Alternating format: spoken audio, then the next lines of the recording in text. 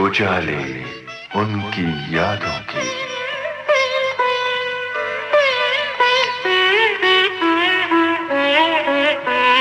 उजाले उनकी यादों की।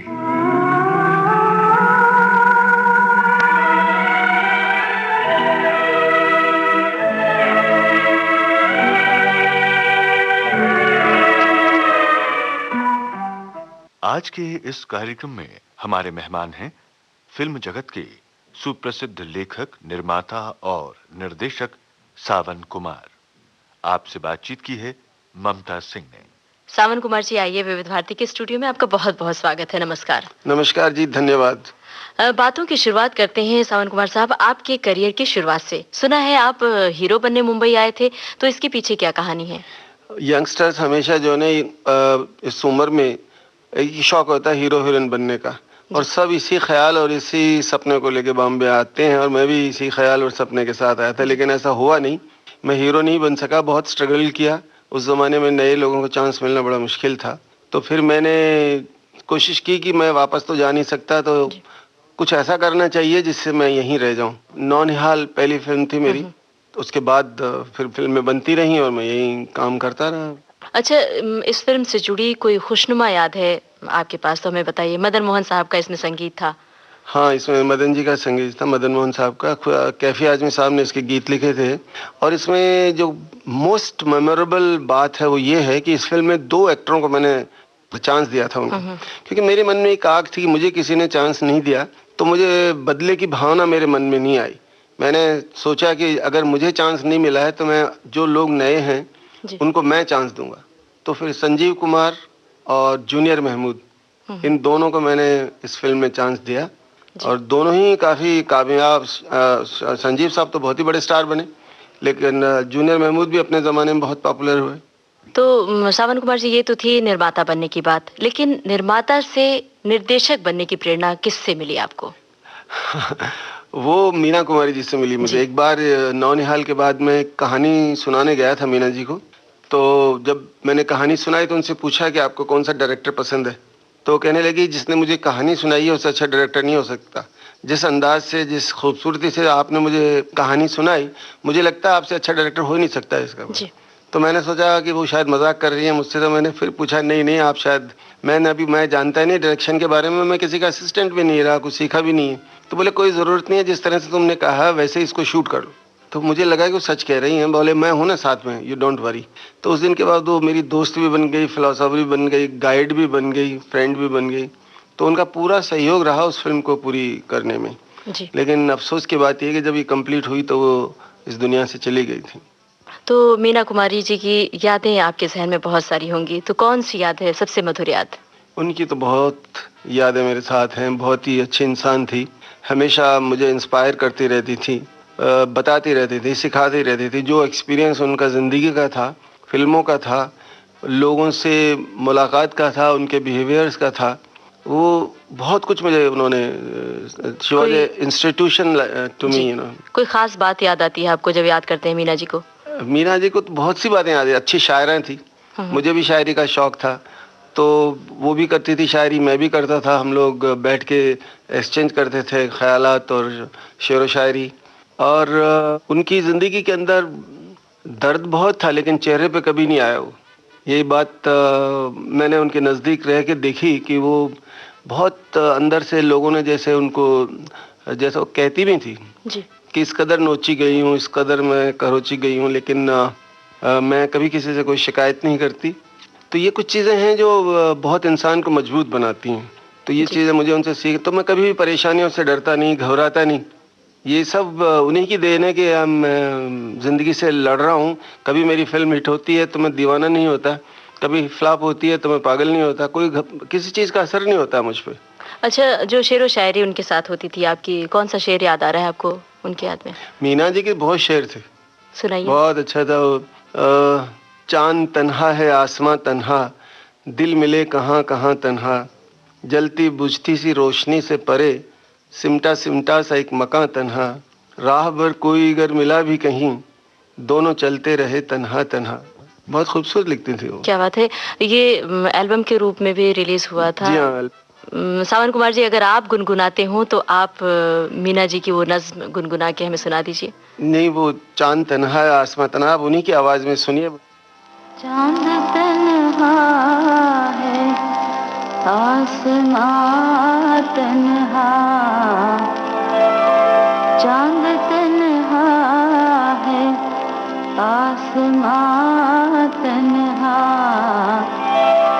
दिल मिला है कहाँ कहाँ तन्हा, दिल मिला है कहाँ कहाँ तन्हा, चांद तन्हा है।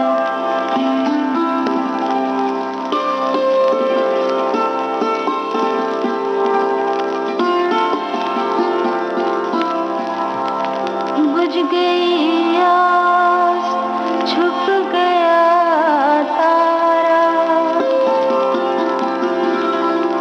बुझ गई आस, छुप गया तारा, थरथराता रहा धुआं तन्हा,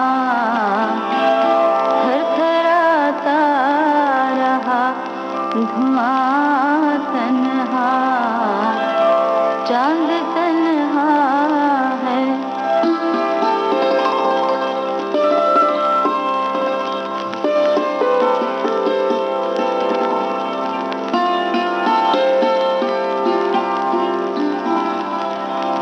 जिंदगी क्या इसी को कहते हैं, जिंदगी क्या इसी को कहते हैं, जिस्म तन्हा है और जान तन्हा, जिस्म तन्हा है और जान तन्हा, चांद तन्हा है।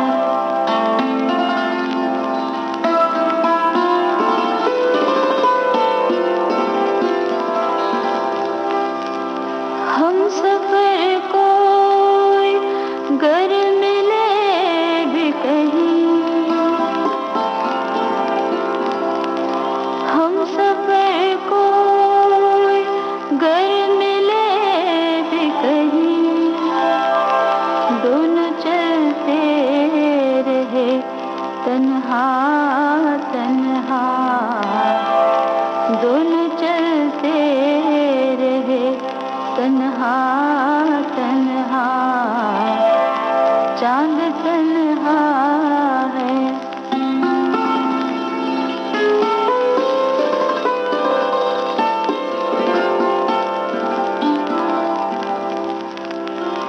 जलती बुझती सी रोशनी के परे, जलती बुझती सी रोशनी के परे, सिमटा सिमटा सा एक मकान तन्हा, सिमटा सिमटा सा एक मकान तन्हा, राह देखा करेगा सदियों तक, राह देखा करेगा सदियों तक, छोड़ जाएंगे ये जहां तन्हा, छोड़ जाएंगे ये जहां तन्हा, छोड़ जाएंगे जहां तन्हा। अच्छा, ये बताइए कि आपके भीतर छिपे गीतकार को दुनिया के सामने आने का मौका कैसे मिला? जब मेरी पहली दूसरी फिल्म गोमती किनारे, जो मीना जी की डेथ के बाद मैंने सोचा कि नई फिल्म बनाई जाए, तो फिर मैंने एक फिल्म प्लान की, हवस। जी। तो उसमें मैं मजरू साहब के गाने लेना चाहता था, लेकिन मजरू साहब ने मना कर दिया मुझे कि नहीं, मैं तो इतने पैसे लूँगा तो लिखूँगा तो थोड़ी वो प्रॉब्लम होगी मेरे उनके बीच। तो मुझे ज़रा थोड़ा, क्योंकि पिछली फिल्म के गाने उन्होंने ही लिखे थे, गोमती किनारे के, जिसमें मीना जी थी, वो फिल्म फ्लॉप हो गई। तो मैंने कहा अंकल वो फ्लॉप हो गई है, आप ज़रा थोड़ा रीजनेबल कर दीजिए, मुझे सिर्फ 2 गाने चाहिए। बोले मियाँ 2 हो या 9 हो, पैसे हम इतने ही लेते हैं, इतने देने पड़ेंगे। तो बच्चा तो था, मैं छोटा था बहुत उम्र में, इतना एक्सपीरियंस भी नहीं था लाइफ का, फिर भी तो मैं उनके सीढ़ियों से उतर रहा था तो मुझे बहुत गुस्सा आया, और गुस्सा आया तो मैंने यही कहा कि अब इन सीढ़ियों पे गलियों में कभी नहीं आऊँगा लौट के। और वहीं दिल में एक, जहन में एक ख्याल आया, और वहीं मैंने गाना लिखा कि तेरी गलियों में न रखेंगे कदम आज के बाद। और जब मैंने आके उषा खन्ना जी को सुनाया तो उन्होंने फौरन उसकी ट्यून बनाई, तो वो और अच्छा लगने लगा। उसी गाने से मैं गीतकार बन गया। वो मेरा जिंदगी का पहला लिखा हुआ, पहला रिकॉर्डेड सॉन्ग है। तेरी गलियों में न रखेंगे कदम आज के बाद, तेरी गलियों में न रखेंगे कदम आज के बाद, तेरे मिलने को न आएंगे सनम आज के बाद, तेरी गलियों में।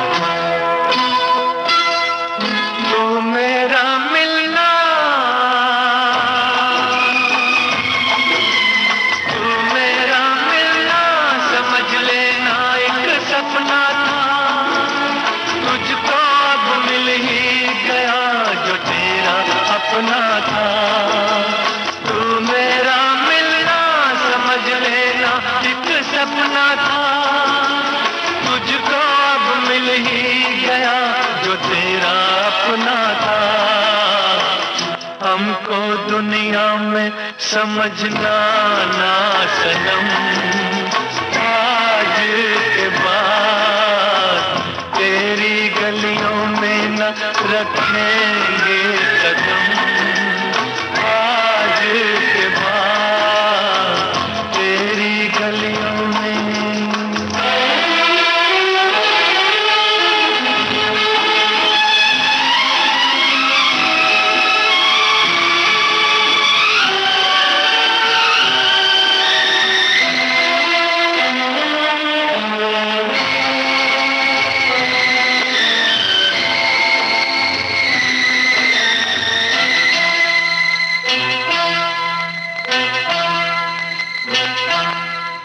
गिर के आएंगी, गिर के आएंगी, हटाए फिर से सावन की, तुम तो बाहों में रहोगी अपने साजन की। गिर के आएंगी, हटाए फिर से सावन की, तुम तो बाहों में रहोगी अपने साजन की। गले हम गम को लगाएंगे सनम आज के बाद, तेरी गलियों में न रखेंगे कदम आज के बाद, तेरे मिलने को न आएंगे सनम आज के बाद, तेरी गलियों में। सावन कुमार जी, आप हवस फिल्म के गाने तक निर्माता, निर्देशक और गीतकार बन चुके थे, तो ये बताइए कि तीनों जिम्मेदारी निभाने में आपको कुछ मुश्किल नहीं आई? नहीं, मुश्किल नहीं आई। ये तो बड़ा क्रिएटिव काम है, और काम करने से मैं उस वक्त डरता नहीं था। एक तो यंग था और मुझे बहुत अपनी जगह बनानी थी, नाम करना था, तो मैं चाहता था कि सारे काम अच्छे करूं, उसकी क्रेडिट मुझे मिले और मेरे को इंस्पिरेशन मिले और मैं आगे बढ़ूं। इसलिए मुझे कोई प्रॉब्लम नहीं होती थी काम करने की। जी। अच्छा, बहुत दिनों से मेरे ज़हन में एक सवाल कौंध रहा था, वो जो आपका एक गाना है सावन से जुड़ा हुआ, सबक फ़िल्म का गाना, बरखा रानी ज़रा जम के जी, बरसो, और इसका दूसरा वर्ज़न भी है। जी। तो इस गाने से जुड़ी हुई कोई बात, ख़ास बात आप बताना चाहें इसकी तो बताएँ? ख़ास बात, एक प्रोड्यूसर थे जुगल किशोर जी, हुँ, वो हमेशा उषा खन्ना जी का म्यूज़िक लेते थे। तो जब उन्होंने मेरा ये गाना सुना, तेरी गलियों में न रखेंगे कदम आज के बाद, जी। तो उनकी सिटिंग थी, तो उषा जी ने गाना सुना दिया उनको कि सावन जी देखिए कितना अच्छा गाना लिखा है। तो कहने लगे आप मेरे भी गाने सावन जी से लिखवा दीजिए। तो फिर उषा जी ने मुझसे कहा, तो मैंने, उन दिनों एक्चुअली बारिश का ही वक्त था और उनको बारिश पे ही कोई गाना चाहिए। हुँ, हुँ। तो मैंने कहा ठीक है, बारिश में लिखते हैं, अच्छा मौसम है। तो नेचुरली उस वक्त दिमाग जरा कुछ ज़्यादा ही तेज चलता था इस मामले में। शायरी मेरी कमज़ोरी रही है, बड़ा इंस्पिरेशन रही है मुझे, शायरी मुझे बहुत इंस्पायर करती है हमेशा। कोई बात आती है तो गाने में या तो 1 मिनट में लिखता हूँ, नहीं तो 1 बरस भी नहीं लिखा जाता। जी। तो this is the problem with me. तो 2 मिनट के अंदर उनके दोनों वर्शन, मतलब समझो 2 मिनट का मतलब 10 मिनट के अंदर मैंने दोनों वर्शन लिख के उनको दे दिए, एंड दोनों गाने बहुत हिट हुए। और मुकेश जी का वो आखिरी गाया हुआ गाना था। हुँ, हुँ। उसके बाद मुकेश जी गए थे रोम, और वहीं उनकी डेथ हो गई थी एक प्रोग्राम के अंदर। बरखा रानी जरा जम के बरसो, मेरा दिल बर जाना पाए, झूम कर बरसो। बरखा रानी जरा जम के बरसो, मेरा दिल बर जाना पाए, झूम कर बरसो। बरखा रानी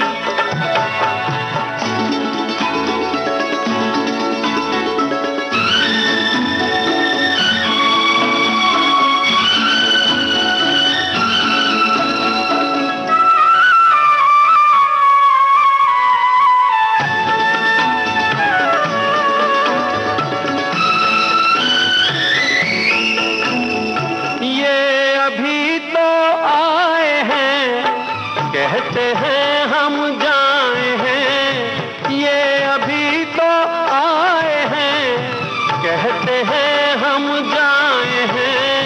तू बरस बरसों बरस, ये उम्र भर ना जाए रे। बरखा रानी जरा जम के बरसो, मेरा दिल बर जाना पाए, झूम कर बरसो। बरखा रानी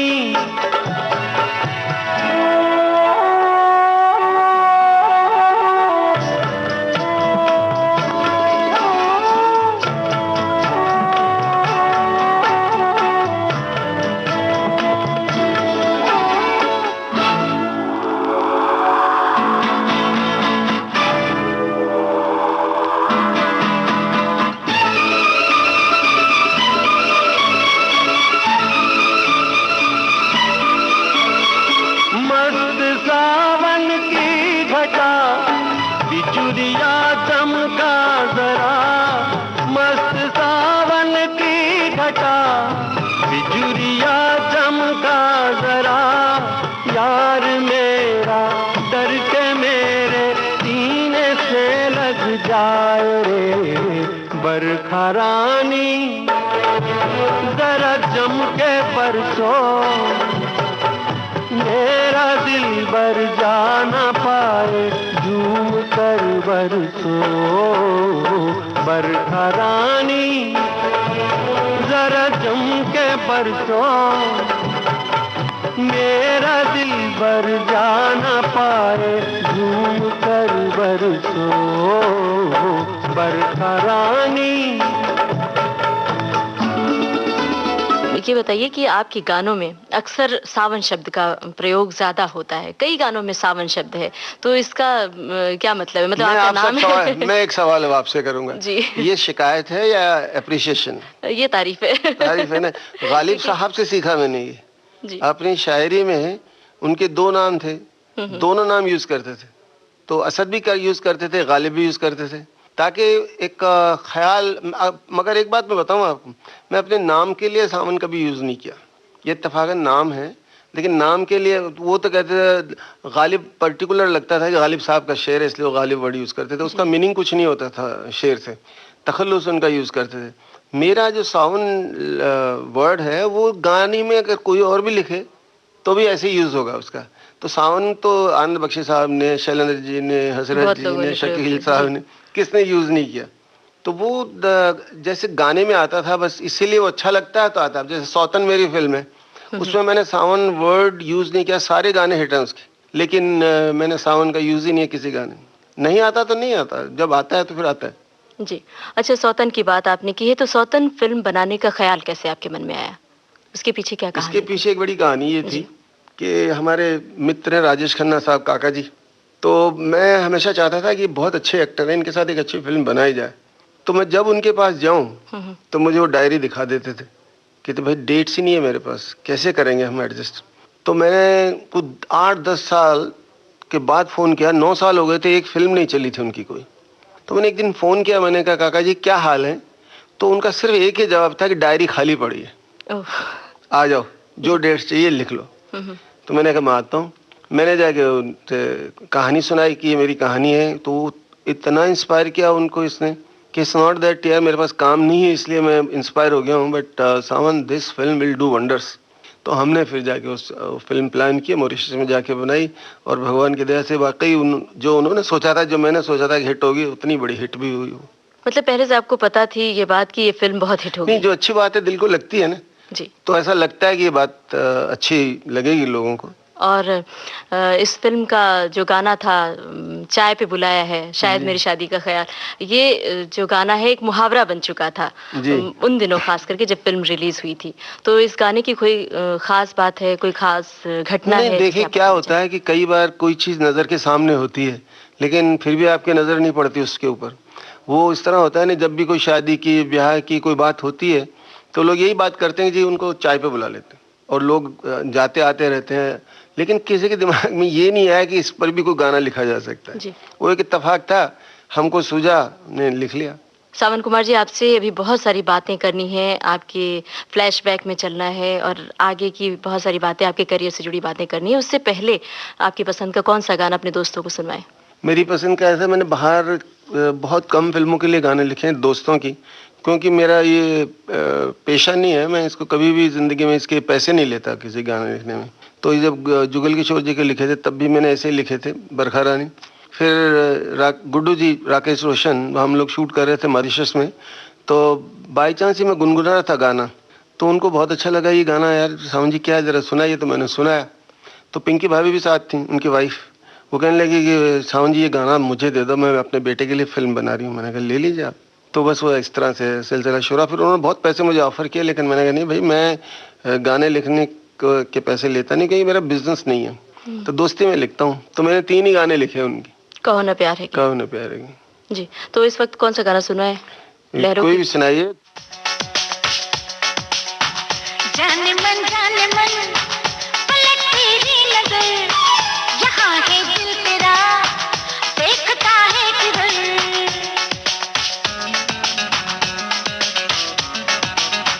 जाने मन पलट तेरी नजर, यहाँ है दिल तेरा, देखता है किधर।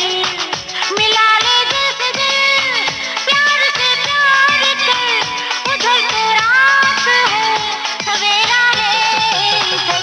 जाने मन पलट तेरी नजर, यहाँ है दिल तेरा, देखता है किधर।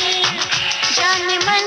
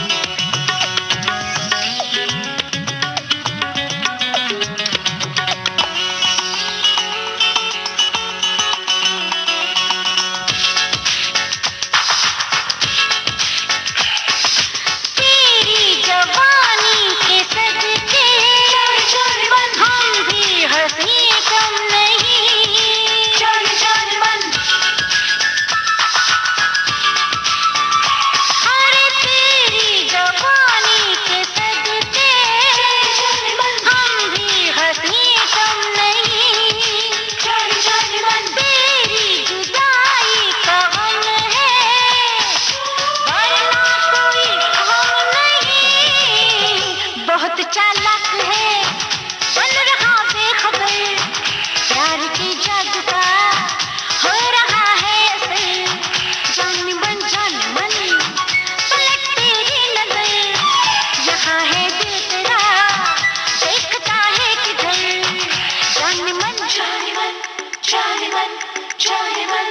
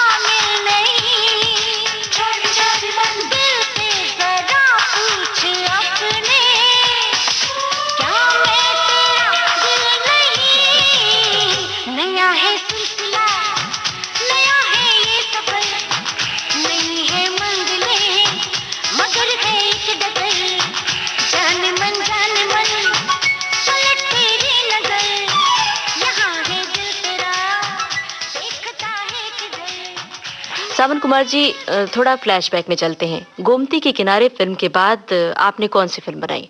ये हवस बनाई थी ना, मैंने आपको बताया। गोमती के किनारे के बाद ये फिल्म थी जिसमें मैं डायरेक्टर भी था, राइटर भी था, प्रोड्यूसर भी था, गीतकार भी था।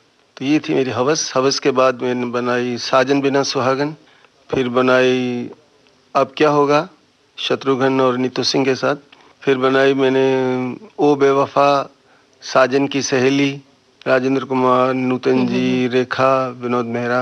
उसके बाद बनाई सौतन, राजेश खन्ना, टीना जी एंड पद्मिनी। सनम बेवफा। फिर सनम बेवफा बहुत बाद बनी। उसके पहले बनाई लैला, जिसमें अनिल कपूर को चांस दिया एज ए हीरो। फिर बनाई थी प्यार की जीत, जिसमें दादामुनि अशोक कुमार जी थे, शशि कपूर थे, रेखा थी and so many others. And इसके बाद बनाई मैंने सौतन की बेटी, जिसमें जया प्रदा जी, रेखा जी एंड जितेंद्र। फिर सनम बेवफा बनाई जी। अच्छा, साजन बिना सुहागन एक अनूठी फिल्म थी, बहुत मशहूर हुई थी। ये फिल्म बनाने का विचार आपके मन में कैसे आया? क्या ये सच्ची घटना पर आधारित थी? नहीं, सच्ची घटना नहीं थी। मैंने एक इंसिडेंट ऐसे ही कहीं लाइफ में हुआ था कि वो क्या था, विनोद मेहरा भी इसी बीमारी के शिकार थे, दिल में छेद था उनके। तो वो भी, उनकी माँ हमेशा परेशान रहती थी कि कभी भी कुछ हो सकता है, इसलिए ही डाइड वेरी यंग। जरा भी स्ट्रेस पड़ा या टेंशन हुई तो उसका नुकसान हो सकता था उनके जिस्म पर। तो इस तरह की फिर मैंने पता किया कि इससे क्या क्या होता है। तो वो एक आइडिया मुझे स्ट्राइक करेगा, क्योंकि बड़ा इमोशनल एंगल है ये कि एक बच्ची को, छोटे बच्चे को हो तो माँ की और बाप की क्या हालत होती है उस वक्त। बस that was a basic idea. उसके बाद कहानी तो बन गई। जी हाँ। तो उसी पे बेस्ड थी वो कहानी। पद्मिनी कोल्हापुरी जो छोटी बच्ची थी, उसके दिल में छेद था और उसको बताया नहीं गया था। ये माँ बाप को पता था, how they take care of the child. क्योंकि अगर बच्चे को लगे तो शायद बच्चा बीमार और ज्यादा हो सकता है, डर सकता है, उसको कुछ भी हो सकता है। अच्छा, सुना है कि राज कपूर साहब का इस फिल्म के लिए खास तौर से आशीर्वाद रहा है। हाँ, इसके पीछे एक बहुत बहुत दो इंसिडेंट बहुत कमाल के हैं। एक तो ये कि जिस दिन मैं राजेंद्र कुमार के बारे में सोचा कि नूतन और राजेंद्र कुमार ने कभी एक साथ काम नहीं किया था जी। कुछ प्रॉब्लम्स थी पहले कि वो रवेल साहब के असिस्टेंट थे और नूतन जी उस वक्त काम कर रही थी। इन दोनों की कुछ मोहब्बत हो गई थी, एक दूसरे को पसंद करने लगे थे। वो बात घर वालों को पसंद नहीं आई तो इनको निकाल दिया था नौकरी से वहाँ। तो जैसा मुझे राजेंद्र जी ने बताया था, तो ये बहुत रोते थे। तो इनकी आंखें जरा काली काली हो गई, कुछ हो गया था उनको प्रॉब्लम। तो फिर ये बरसों गुजर गए। नूतन जी सुपरस्टार हो गई, राजेंद्र कुमार जुबली कुमार हो गए, कभी काम नहीं किया इन्होंने साथ में। दोनों ही जब आउट हुए, जब मतलब काम नहीं था, न नूतन जी के पास काम था, न राजेंद्र कुमार जी के पास काम था, तो फिर एक दिन जब हमने ये कहानी बनाई तो मुझे लगा कि ये किरदार राजेंद्र कुमार कर सकते हैं और माँ का रोल नूतन कर सकती हैं। तो किसी ने कहा भी इन्होंने कभी काम नहीं किया साथ। मैंने कहा doesn't matter, let me take Rajendra Kumar, is a friend of mine, Nutan ji से बात करेंगे। तो मैं गया तो उस दिन राजेंद्र कुमार जी का बर्थडे था। देखिए, जो जुबली कुमार थे फूल भी कोई 30-40 गुलदस्ते पड़े हुए थे फूलों के, जी। ज्यादा नहीं थे। एक जमाना था बंगला भर जाता था गुलदस्तों से, फूलों के गुलदस्तों हाँ। से। जी। तो अब के मैं गया तो सिर्फ 2 आदमी बैठे हैं लॉन्ग शॉट में। तो भाभी जी ने बोला हम बाहर बैठे हैं बालकनी में, आप भी चले जाओ उधर। तो मैं बाहर आया, देखता राज साहब बैठे हैं, मिस्टर राज कपूर, और राजेंद्र जी बैठे हैं। तो मैं राज जी के हमेशा पाँव छूता, मैंने कहा नमस्ते बाबा जी। तो मैंने जाके उनके पाँव छुए, अरे आओ सावन बैठो बैठो। मैंने कहा भाई साहब मुबारक हो, बर्थडे आपका है। तो कहते यार तुम 4 साल में पहले आदमी हो जो चल के आए हो, जो मेरे इतने करीब दोस्तों में से भी नहीं हो। जो मेरे करीब दोस्त हैं वो तो आते ही नहीं है, एक ही है बस, राज कपूर एंड राजेंद्र कुमार। तो मैंने कहा नहीं, मैं तो आज दूसरे मतलब से भी आया था, मैं आपको साइन करने आया हूँ साजन बिना सुहागन के लिए। तो खड़े हो गए, मैंने 11,000 का चेक रखा उनके सामने। उस जमाने में यही होता था, शगुन के पैसे दे दीजिए। बहुत बड़ी आज बात तो थी लाखों करोड़ों साइनिंग लगता है।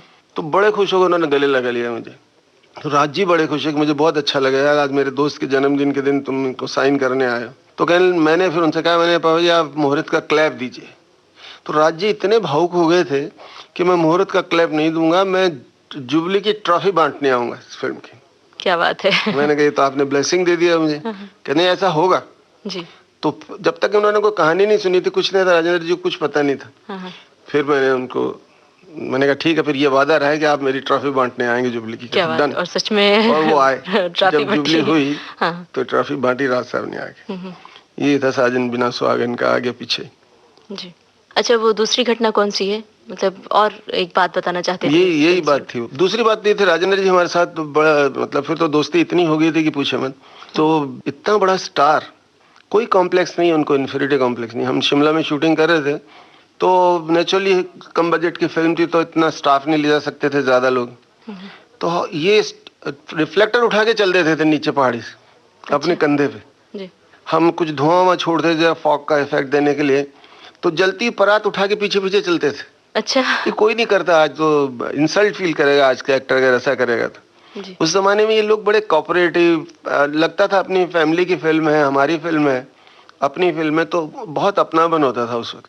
अच्छा, इस फिल्म की शूटिंग से जुड़ी हुई कोई बात याद आती है आपको, कोई खास बात जो बताना चाहें विविध भारती के दोस्तों? नहीं, उतनी नूतन जी से जब हमने बात की तो उन्होंने कोई ऑब्जेक्शन जाहिर नहीं किया था, उन्होंने फौरन एग्री कर लिया।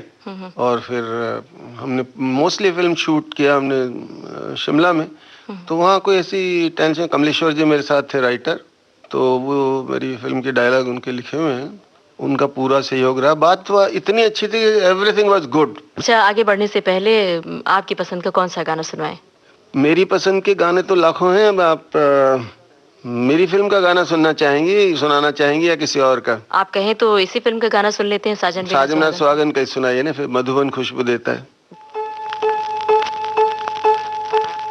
मधुबन खुशबू देता है, सागर सावन देता है, जीना उसका जीना है, जो औरों को जीवन देता है।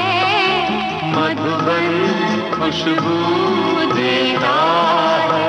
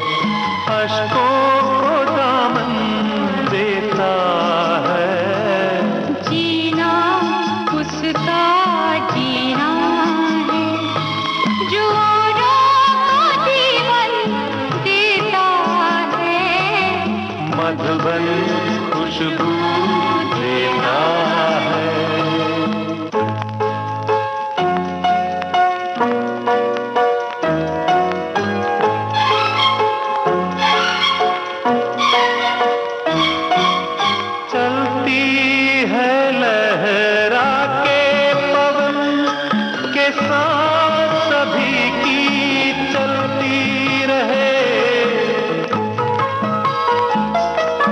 चलती है लहरा के पवन के साथ सभी की चलती रहे।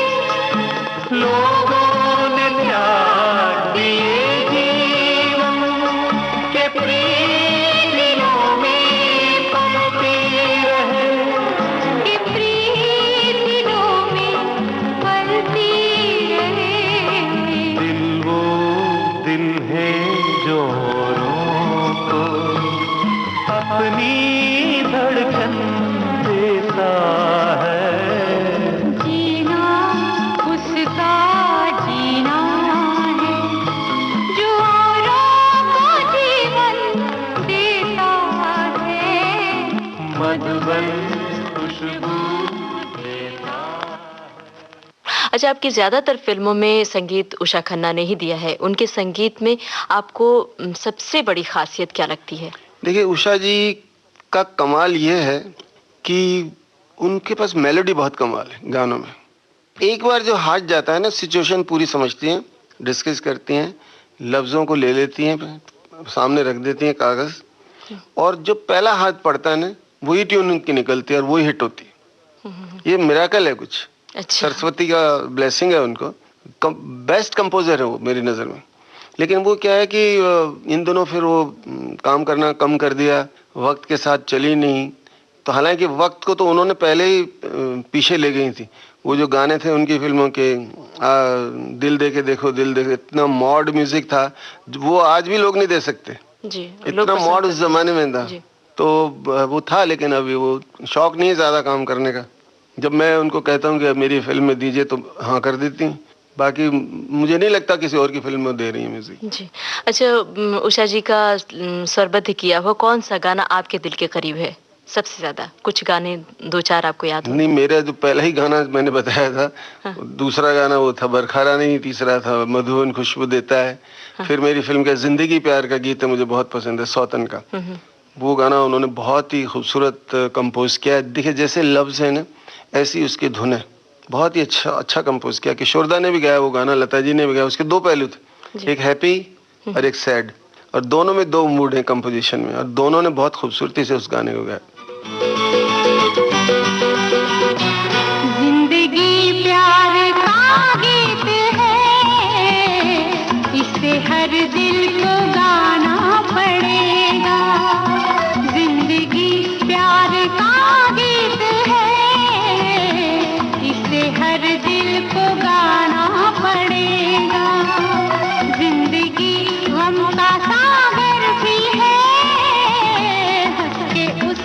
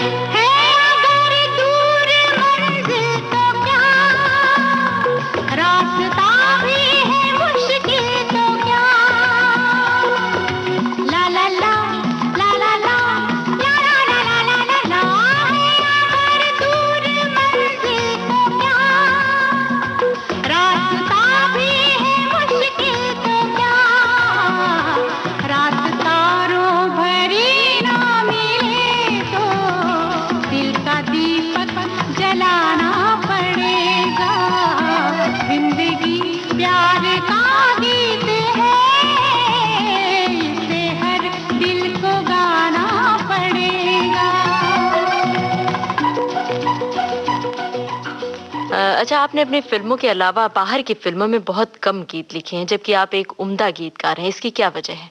पता नहीं, मुझे कभी ये शौक नहीं हुआ कि मैं ये काम पैसे के लिए करूं। ये मैंने अपनी पर्सनल धरोहर और मेरी वो प्राइवेट एक फीलिंग है जिसको मैं अपने तक ही रखना चाहता हूं। लेकिन जिसको मालूम है वो कभी मुझे कहते हैं, जैसे राकेश जी ने मुझसे कहा था, उनकी वाइफ ने मुझसे कहा कि आप लिखें, तो मैंने उनके लिए 3 गाने लिखे और तीनों ही बहुत पसंद किए लोगों ने। लेकिन उसके बाद मेरे को कई लोग आए, मैंने देखो भाई ये मेरा प्रोफेशन है। उनको मैं जानता मैं इन द सेंस कि दे वर नॉट माय फ्रेंड्स, दोस्त नहीं थे मेरे। तो वो मैंने कहा नहीं, मैं गाना लिखना मेरा पेशा नहीं है, मैं इसको पेशा बनाना नहीं चाहता, तो मैंने नहीं लिखता किसी का। जब मेरा दिल आ जाए कोई आदमी अच्छा है या इसके साथ मेरी दोस्ती है और he really wants a song from me, तो आई विल राइट। ऐसा कुछ नहीं है। लेकिन मैं अपनी दुनिया में रहता हूँ, मैं अपनी फिल्म के गाने लिखना पसंद करता हूँ क्योंकि उसकी सारी सिचुएशंस मुझे पता होती है। मैं डायरेक्टर भी होता हूँ फिल्म का और मुझे पता है कि मुझे क्या लिखना है और कभी मुझे दूसरा राइटर सेटिस्फाई नहीं कर सकता। अब एक अजीब सी बीमारी हो गई है मुझे, जी। खुद को ही लिखना पड़ता है। जी, मतलब लोगों के गाने आपको, मतलब अपनी फिल्म के लिए आप खुद ही लिखना चाहते हैं मन से। मेरी कोशिश यही रहती है मैं खुद ही लिखूं। जी, अच्छा, तो ये बताइए कि आपको आनंद किस में आता है, मतलब डायरेक्शन के काम में या गीत लिखने में? किसको काम ज्यादा तो एंजॉय सारे ही करते बड़े खूबसूरत है। एक ही काम खराब है पूरा फिल्म इंडस्ट्री में, जिसका नाम है पैसा। उसको खर्च करने और लाने और देने में बहुत टेंशन होती है। बाकी काम सारे क्रिएटिव हैं, बहुत अच्छा लगता है। जी। अच्छा, आपकी बनाई बहुत सारी फिल्में हैं, हालांकि ये आपके लिए बताना मुश्किल होगा, लेकिन हम जानना चाहते हैं कि इन सारी फिल्मों में आपके दिल के करीब कौन सी फिल्म है, कौन सी फिल्म आपको बहुत पसंद है? देखिए, वो तो आपने इसका तो जवाब कई लोगों से सुना होगा कि हर बच्चा माँ को अच्छा लगता है, सारे बच्चे प्रिय होते लेकिन हैं। हाँ, लेकिन मुझे बहुत सी फिल्में अच्छी हैं। इसका मतलब ये नहीं कि जो सक्सेसफुल हैं वही अच्छी हैं। मुझे साजन बिना सुहागन बहुत पसंद है, बहुत पसंद। आज भी it's a very dominating script. दूसरा, मुझे मेरी फिल्म ये सौतन बहुत पसंद है। खलनायिका बहुत पसंद है, मुझे बहुत अच्छी लगती है खलनायिका। तो ऐसा कुछ नहीं, मैंने मदर बनाई नहीं चली, शायद नाम गलत था उस फिल्म का, ऐसा कई बार होता है। तो वो भी एक बहुत अच्छी फिल्म थी लेकिन नहीं चली, तो उसका मुझे कोई अफसोस नहीं, but I like that film also. अच्छा, एक बात मेरे जहन में बहुत देर से कौंध रही है, वो ये कि आप अपनी फिल्मों में अक्सर नए कलाकारों को मौका देते हैं, तो इसके पीछे क्या मकसद है आपका? वही जो मैंने आपको संजीव कुमार के बारे में बताया था कि मुझे किसी ने चांस नहीं दिया, इसलिए मैं अपने दरवाजे घर के ऑफिस के सब ओपन रखता हूँ। न जाने कब दिलीप कुमार आ जाए या कब वैजंतीमाला आ जाए, नरगिस आ जाए, मीना कुमारी आ जाए, नूतन आ जाए। So I always look for new people because वो लोग सबसे अच्छे होते हैं। उनके साथ काम करने में आपको इतना अच्छा लगेगा because you can mould them the way you want. तो वो बड़े फ्लेक्सिबल होते हैं, उनकी अपनी कोई एटीट्यूड नहीं होता है। तो वो मैंने देखे ना, शुरू में हवस में नीतू सिंह को चांस दिया, साजन बिना सुहागन में पद्मिनी कोल्हापुरी को चांस दिया, तो इस तरह से लोग आते गए। फिर अनिल कपूर को चांस दिया लैला में, फिर सनम बेवफा में चांदनी को चांस दिया, बहुत से लोगों को चांस दिया, साधिका को चांस दिया, सिमरन को चांस दिया, सब स्टार बने वो लोग। जी। आपकी बातों से एक बात और हमें ध्यान में आई, जब आप मुंबई आए थे और आपने जिक्र भी किया कि आपकी कहानी बड़ी संघर्ष में थी, तो वो जो संघर्ष में कहानी थी उसे हम अपने दोस्तों को बताना चाहते हैं, जरा आप बताइए। 2 इंसिडेंट। जो पहली बार मैं आया, 3 महीने तक मोहन स्टूडियो के चक्कर लगाता रहा क्योंकि अब दिलीप कुमार फैन, मीना कुमारी फैन, नरगिस जी का फैन था। तो वो एक लाला पठान हुआ करता, अंदर जाने नहीं देता था किसी को। तो 3 महीने से मैं आके खड़ा हो जाता था, मैं बोलता नहीं था कुछ भी। लोग जाने को रिक्वेस्ट करते थे, वो करते थे, वो सबको डांट देता था। मैं एक कोने में खड़ा बस रहता था, तो उसकी नजर पड़ती, ये लड़का कुछ बोलता नहीं। एक दिन मैं उसके मैंने, चाचा मेरे को 1 घंटे के लिए जाने दो तुम, मैं वादा करता हूँ 1 घंटे बाद वापस आ जाऊंगा। तो बोले अच्छा बेटा तुम जाओ, मैं तुमको 1 घंटे को छोड़ता हूँ क्योंकि तुमने कभी मुझे तंग नहीं किया, हमेशा कोने में चुपचाप खड़े रहते थे। तो मैं चला गया। तो वहां जब मैं पहुंचा अंदर, तो सेट पे शॉट चल रहा था, तो एक साउंड रिकॉर्डिस्ट के पास खड़ा हो गया मैं जाके। तुम बिल्कुल छोटा था, एकदम बच्चे जैसा लगता था। तो वो साउंड रिकॉर्डिस्ट ने बोले आजा बेटा अंदर आके बैठ जाओ इधर। उसको नहीं मालूम मैं कौन हूँ, तो मुझे उन्होंने बिठा लिया। तो फिर वो शॉट खत्म हुआ तो पूछा कौन हो तुम? मैंने कहा जी ऐसे मैं आया हूँ राजस्थान से और मैं सोचा था फिल्म इंडस्ट्री में किसी तरह मुझे कोई काम मिल जाए। तो कुछ जानते हो? मैंने नहीं, कुछ भी नहीं जानता, बिल्कुल अनाड़ी। फिर उनको बिमलदा ने अंदर बुला लिया। उस वक्त एक फिल्म की शूटिंग चल रही थी, दिलीप साहब वहाँ थे और मीना कुमारी थी, यहूदी फिल्म की शूटिंग चल रही थी। यहूदी फिल्म की।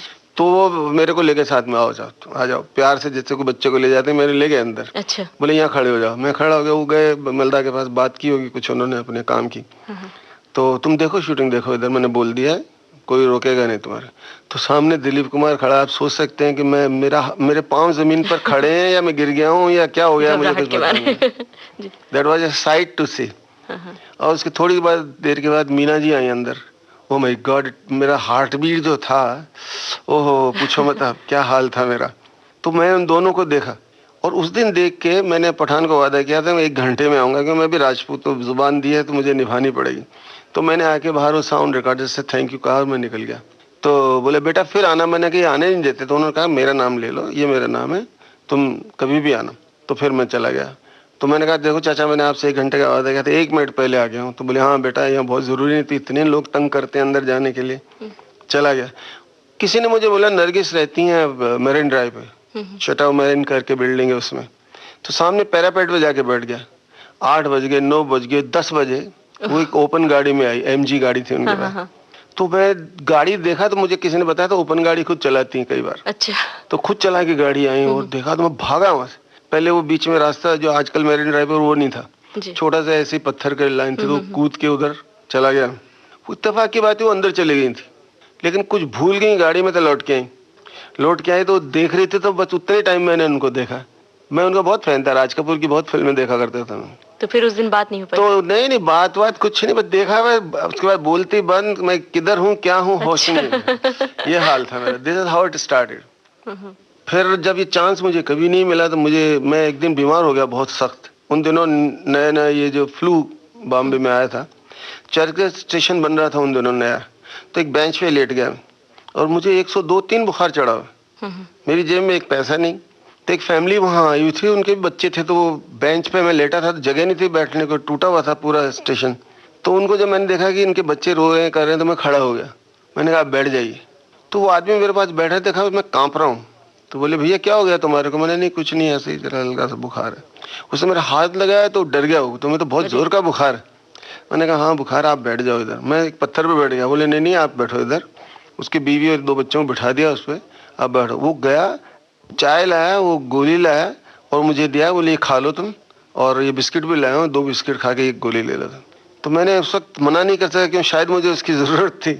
तो वो बेचारे ने खिलाया। बोले फिर उसने मुझे 10 रुपये देने की कोशिश की, मैंने वो नहीं लिया उससे। मैंने कहा बहुत शुक्रिया आपका, आपने मेरा इतना ख्याल किया, थैंक यू वेरी मच। और वो चले गए ट्रेन पकड़ के। तो उससे मेरा बुखार कम हुआ, ठीक हुआ। मैं उठ के तो 2-3 गोली और दे गया। पत्ता लाया था कि उसमें और भी गोलियां थी, तो ये 2-3 घंटे बाद तुम फिर खा लेना 1 आध गोली। तो ऐसे करते वो ठीक हुआ। This was a very painful incident in my life, I can't forget that.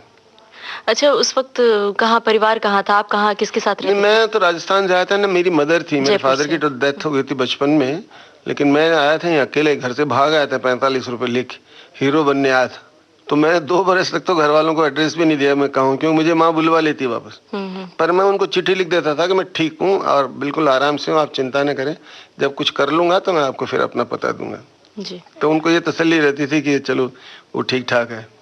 अच्छा, पुरानी यादों में आप विचरण कर रहे हैं और जयपुर से मुंबई की गाड़ी पकड़ी थी आपने अपने करियर के लिए, तो इस वक्त आप जयपुर को याद करते हैं? तो कौन सी जयपुर तो मैं बहुत रिश्तेदार हैं, सब हैं। मेरी माँ तो फिर मेरे पास ही आ गई थी जब भगवान ने थोड़ी पोजीशन ठीक की, तो मेरे साथ ही रहती। यहीं उनकी डेथ हुई थी 84 में, सौतन बन चुकी थी उसके बाद। She saw all my success and I really had a chance to, उनकी देखभाल की मैंने उस उम्र में जो कुछ मुझसे हो सकता था। और वो भी मेरी बहुत अच्छी दोस्ती थी, माँ होते हुए भी बड़ा इंस्पायर करते थे हमेशा मुझे। तो बाकी मेरे सिस्टर्स हैं, ब्रदर्स हैं, वो सब अंकल्स हैं, सब राजस्थान में ही रहते हैं। हर वक्त कोई शादी ब्याह की बात होती है, कोई काम होता है तो मैं आता जाता रहता हूँ। अच्छा, वक्त के साथ फिल्में बनाने का तरीका बदला है, तो क्या वक्त के साथ गीतकार, निर्माता, निर्देशक सावन कुमार जी में भी बदलाव आया है? किस तरह से बदलाव आया है अगर आया है तो? देखिए, अगर कोई भी साइंस की तरक्की होती है तो इंसान को हालात की तरक्की होती है, कल्चरल चेंज आता है, बिहेवियर्स का चेंज आता है, एटीट्यूड्स का में चेंज आता है, एजुकेशन में चेंज आता है, नॉलेज में चेंज आता है। तो आदमी का अगर एक सक्सेसफुल आदमी को इन सब को साथ लेके चलना चाहिए। ये नहीं कि अपने पिछले ज़माने में बैठे जी मेरा वो पिक्चर मेरी हिट थी मैं तो ऐसे ही बनाऊंगा, तो वो नहीं चलेगा। You have to change yourself with the times. लेकिन मैं एक बात, इस सारी बातों का एक जवाब जरूर देना चाहूँगा कि कपड़े का फैशन बदल सकता है, चलने का फैशन इसलिए बदल सकता है कि आप पहले पैदल चलते थे, फिर बैलगाड़ी में चलते थे, फिर शायद ऊँट घोड़ों पे चलते थे, फिर साइकिल आ गई, फिर स्कूटर आ गया, कार आ गई, हवाई जहाज आ गया। तो ये तरक्की साइंस की है। कपड़ों में बदलाव आ गया, ये भी एक डिज़ाइन की तरक्की है। खाने पीने में चेंज आ गया, उसी खाने को दूसरे ढंग से बनाने लग गए, ये भी साइंस की तरक्की है। ज्ञान जैसे बढ़ा, आपने अपना style of cooking, style of eating सब चेंज हो गया। मेडिसिन में चेंज आ गया, ये ज्ञान की तरक्की, साइंस की तरक्की। हर बात में टेक्निक आ गई, फिल्मों में different digital sound, CinemaScope, colour, ये भी साइंस की तरक्की।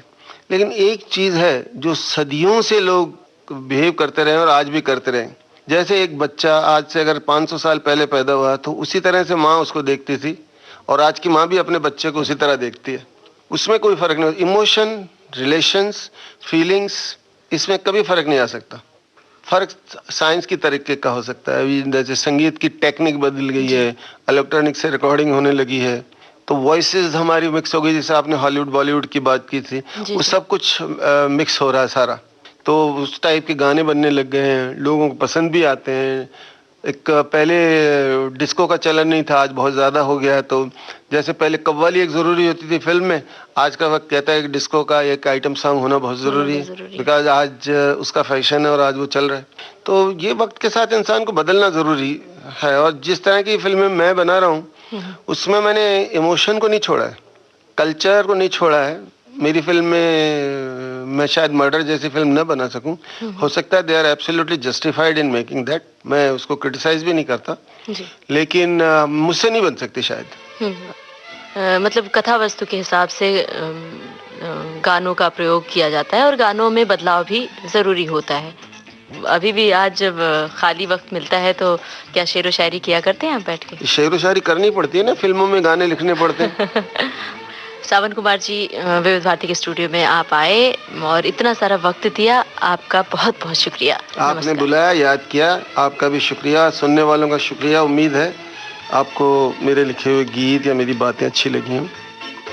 शायद मेरी शादी का ख्याल, शायद मेरी शादी का ख्याल दिल में आया है, इसीलिए मम्मी ने मेरी तुम्हें चाय पे बुलाया है। क्या कहा? फिर से दोहराओ। शायद मेरी शादी का ख्याल, शायद मेरी शादी का ख्याल दिल में आया है, इसीलिए मम्मी ने मेरी तुम्हें चाय पे बुलाया है। पंछी अकेला देख मुझे, पंछी अकेला देख मुझे, ये जाल बिछाया है, इसीलिए मम्मी ने तेरी मुझे चाय पे बुलाया है। क्यों है ना? नहीं नहीं,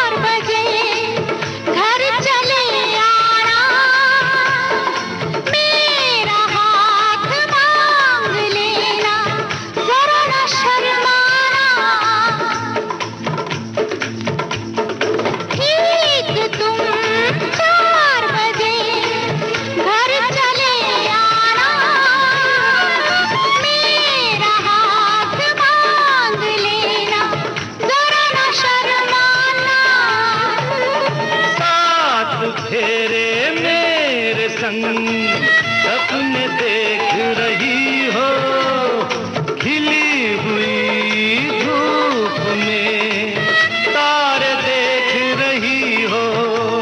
अरे नहीं नहीं बाबा, चाय नहीं पीना, तौबा मेरी तौबा, माफ कर लेना। इन्हीं अदाओं पर तो हाय अपना दिल आया है, इसीलिए मम्मी ने मेरी तुम्हें चाय पे बुलाया है। ना ना ना ना ना ना पंछी अकेला देख मुझे ये जाल बिछाया है, इसीलिए मम्मी ने तेरी मुझे चाय पे बुलाया है। अभी आप फिल्म जगत के सुप्रसिद्ध लेखक, निर्माता और निर्देशक सावन कुमार से ममता सिंह की बातचीत सुन रहे थे। इस कार्यक्रम के निर्माण में प्रस्तुति सहयोगी थे रमेश गोखले। विविध भारती की ओर से इसे आपकी सेवा में प्रस्तुत किया शकुंतला पंडित ने। उजाले उनकी यादों के।